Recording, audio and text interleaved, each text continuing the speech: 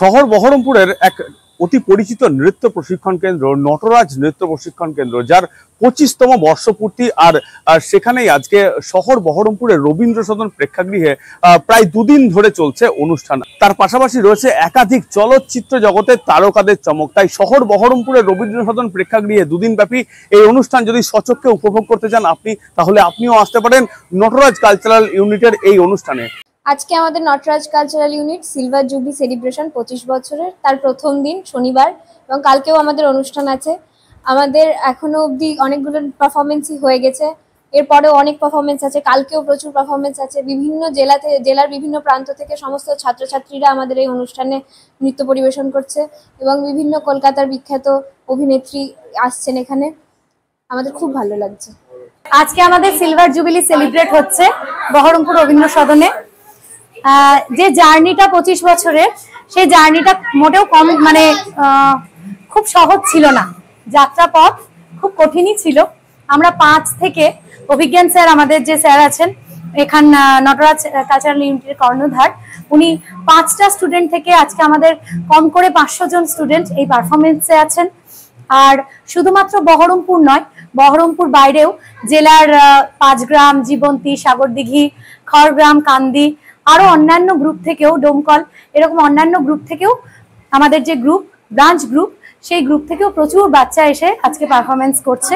আমাদের দুদিনের এই শো অনুষ্ঠান ভীষণ ভালো লাগছে, ভীষণ ভালো লাগছে। এটা আমাদের কাছে ভীষণ গর্বের বিষয়। তো খুবই ভালো লাগছে। এটা আমাদের একটা বলতে গেলে ড্রিম প্রজেক্ট। প্রায় 6 মাস ধরে আমরা একটা পরিকল্পনা করি যে এরকম করব, তো আজ তো তার ফল পাচ্ছি আমরা স্টেজে। তো খুবই ভালো লাগছে। আর আগামী আজকে 19 তারিখ এবং কালকেও রয়েছে আমাদের শো। তো খুবই ভালো লাগছে। আর খুব নার্ভাস লাগছে যে কি হবে। এর পরিবর্তে একের পর এক পারফর্ম হতে চলেছে। 5টার সময় শুরু হয়েছে, একের পর এক চলছে। তো দেখা যাক কি হয়। আর খুবই ভালো লাগছে। সবাই আমাকে জানে আমি কিভাবে সৎপথে থেকে আমার জীবন পথ শুরু করেছি। 2 চাকা থেকে, সাইকেল থেকে শুরু করে সুদীর্ঘকাল স্ট্রাগল করেছি। বাবার কাছ থেকে শেখা যে কিভাবে স্ট্রাগল করে সৎভাবে নিজের জীবনে নিজের কষ্ট করে দাঁড়াতে হয়।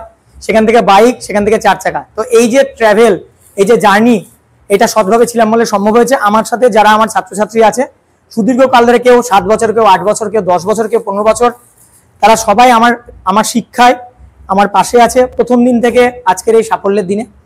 সুদীর্ঘ পথ চলা এই যে 25 বছর, আজকে আমরা যে সিলভার জুবিলি সেলিব্রেশন করছি, আজকে শনিবার তার প্রথম অনুষ্ঠান হচ্ছে শনিবার, এবং আগামীকাল রবিবার।